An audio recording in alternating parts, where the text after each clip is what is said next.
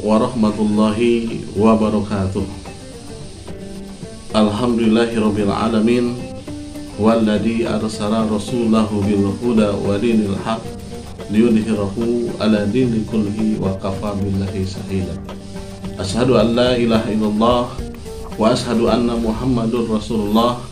Allahumma shalli ala sayyidina Muhammad wa ala alihi wa ashabihi wa man da'a ila Allah bida'watil Islam wa man tamassaka bi sunnati rasulih wa man tabi'ahum bi ihsanin ila yaumil amma ba'd.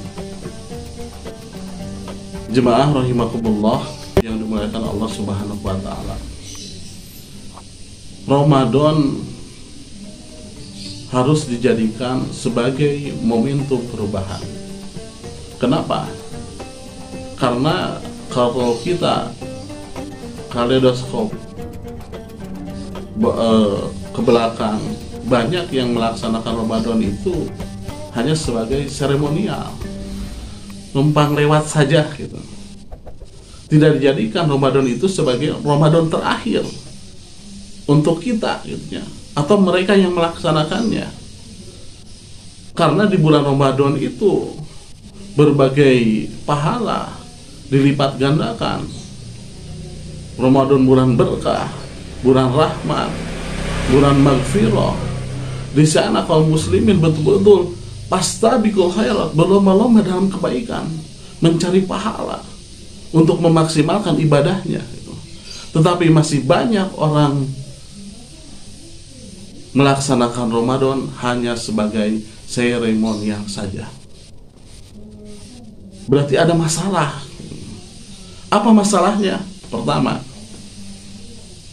masalahnya adalah akidah tidak dijadikan sebagai qiyadah fikriyah di dalam Islam.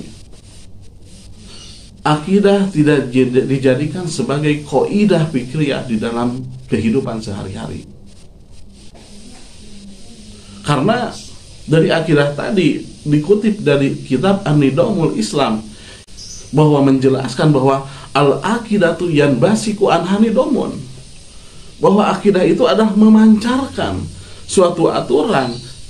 Dari aturan tadi al-ibkar menjadi konsep.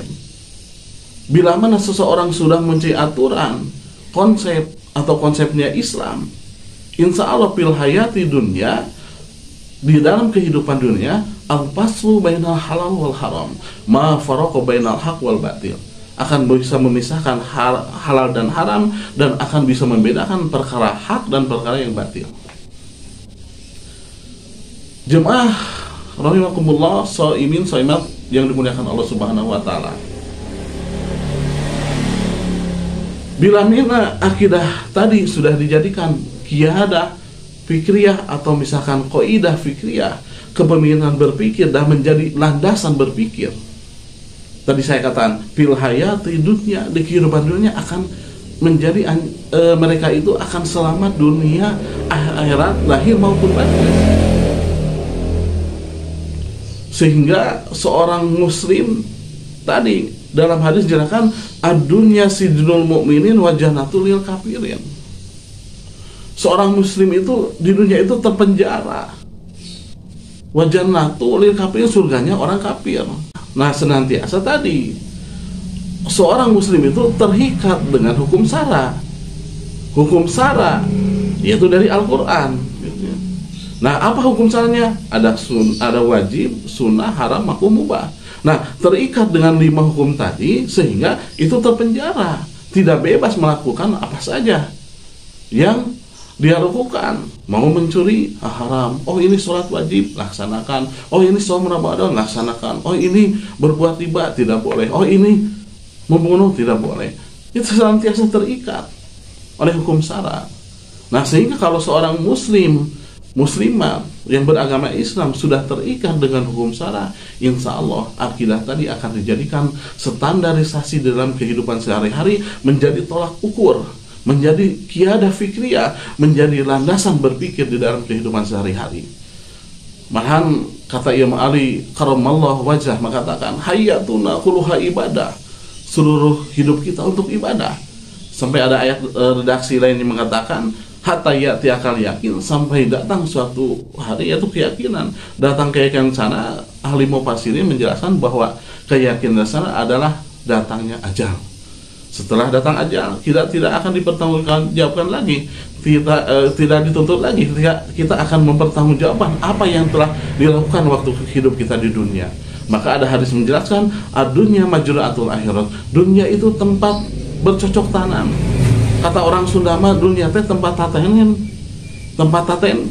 gitu ya.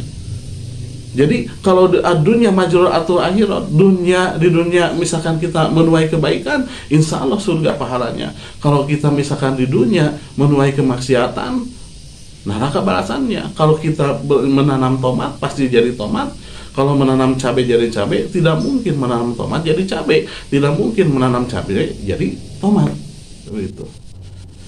Jemaah rahimakumullah yang dimuliakan Allah Subhanahu wa taala. Oleh karena itu, marilah Ramadan sekarang itu harus dijadikan momentum perubahan. Bisa jadi Ramadan tahun depan kita tidak bisa melaksanakannya lagi. Oleh karena itu, maksimalkan ibadah kita di bulan Ramadan ini. 20 malam sekarang sampai 10 terakhir lagi, kita maksimalkan untuk berketaatan ke Allah Subhanahu wa taala, untuk beribadah kepada Allah Subhanahu wa taala.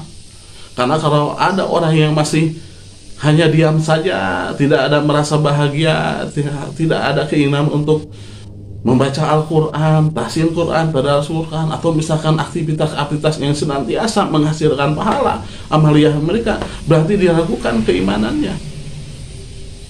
Banyak orang mayoritas sekarang menyambut gembira datangnya Ramadan. Karena kenapa menyambut gembira? Karena pada saat di bulan Ramadan itu dilipat gandakan seluruh amalan kita, sehingga orang berbondong-bondong mencari pahala, sehingga orang kaum muslimat betul-betul tiap detik, tiap menit, tiap jam diperuntukkan untuk ketaatan kepada Allah Subhanahu wa taala.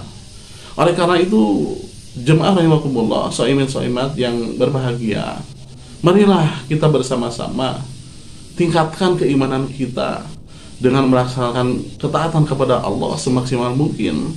Karena dengan kita melaksanakan ketaatan kepada Allah Subhanahu wa taala dengan semaksimal mungkin, insya Allah kita akan menjadi umat yang terbaik, umat yang terpilih, yang senantiasa nanti akhir Ramadan kita akan terkategori, semoga kita terkategori orang yang la'allakum tattaqun, la'allakum tarsudun, la'allakum tashkurun, sehingga yang namanya surga akan diraih oleh kita.